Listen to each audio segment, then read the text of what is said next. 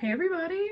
So I think you noticed I am wearing a dress for once. I don't normally like wearing dresses, but I've got a couple in my closet, and I felt like wearing one right now was fitting for our topic today. Because this show, oh my gosh, this is an actual good vampire show. So one day I was perusing Netflix and I saw something that I'm pretty sure was a new addition to the platform.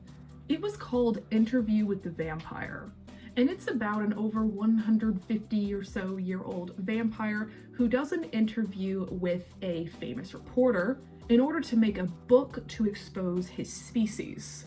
And the reason he does this unfolds over time as you see him talk about his entire backstory.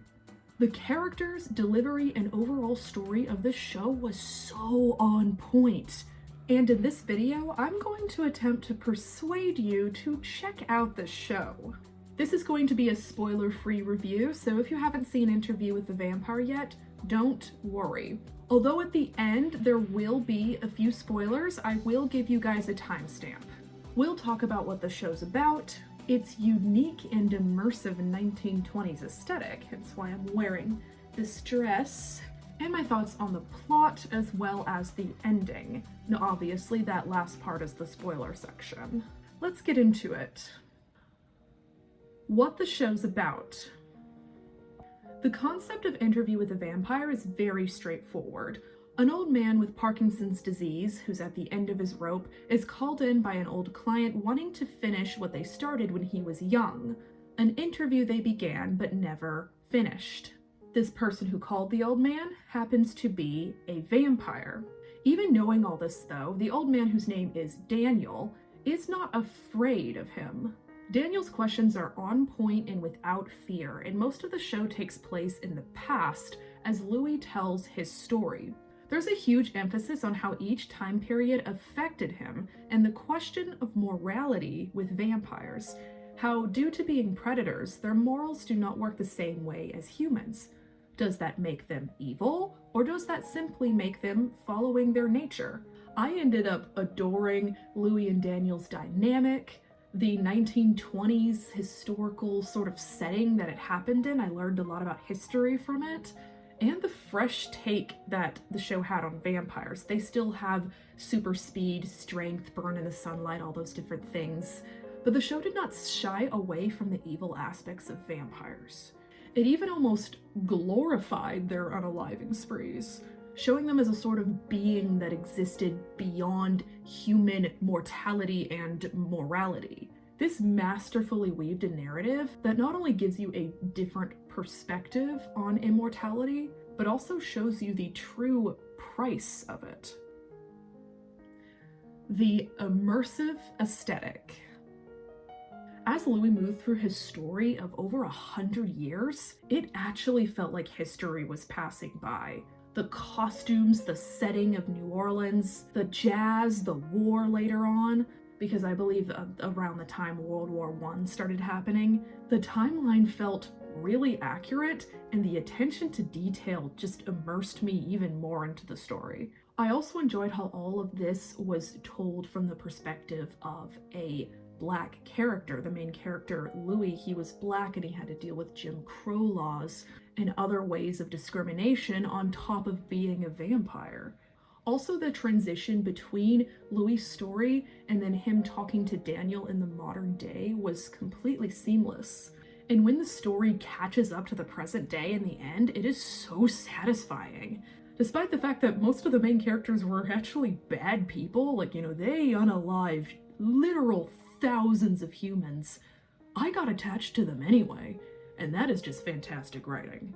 And before we move on to my next point, please skip to this timestamp if you do not want spoilers. Again, if you do not want spoilers, this is your warning. The plot and ending. One of my favorite parts of the show is how Louis and Lestat's relationship was handled. His perspective versus Daniel's, how as new information was uncovered, Louis' memories changed. His memory was not reliable. His perspective on Lestat might not have been what the situation really was. The most heartbreaking reveal was when Louis realized that Claudia turning into a vampire was not something Lestat had helped with him willingly like he remembered. In fact, it was something Louis desperately pushed him into, and something that Lestat clearly said was a bad idea because Claudia was a child and she would not be able to control her vampiric urges. On the note of Claudia though, she was my favorite character, like by far. I love the way both actresses portrayed her, and yes, there's two different actresses for her, one in season 1 and one in season 2, but they look similar enough that it didn't like disillusion me or anything. From the very beginning, we all know that her story is going to end in tragedy because obviously she's not there with Louis in the present day while he's being interviewed by Daniel. But I was on the edge of my seat the whole time trying to figure out, okay, but if she's not there, what did happen to her? What did I have to know? I became so attached to her, despite her being, one of the worst of the main characters when it came to, her treatment of humans. Her fate was inevitable, but it was still profoundly tragic. The second Claudia turned into a vampire, she was no longer her own person anymore. She was made to be an accessory to Louis, a bandage for his failing relationship with Lestat.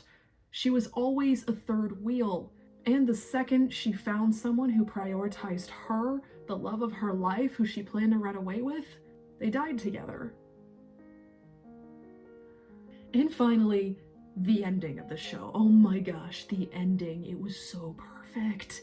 The plot twist of Louis' new lover, well, not new, they've been together for 70 years, but the lover he had after Lestat, the plot twist of him being no better than Lestat was wow, I did not see that coming, and it was so cool. There was build up and foreshadowing there, and the payoff was so good. I like how in the end Louis ended up alone in his high-rise apartment in the fancy New York City, and he decided to focus on himself and not his toxic relationships. I got chills when the book finally got published and vampires got outed to the world, exposed as real, and Louis challenged all of the angry vampires to face him if they had a problem with it, not caring at all about his own life. Conclusion. So whether you skipped to this part or not, whether you saw the spoilers or didn't, I gotta tell you, this is the best piece of vampire media I've watched in a long time. There is so much effort put into the characters, the plot, the setting, the world. No, it is not traditional vampire romance like Twilight. It doesn't have corny melodrama or any of that, and it's got a lot of gore and unaliving and violence and such, but it is so well written, and it is so worth your time. Trust me. Thank you all for watching this far. Remember to like, comment, subscribe, all that stuff. Let me know what you want to see next. And with that, I hope I've inspired you, and I'll see you in the next video. Let me know if you're going to check out the show.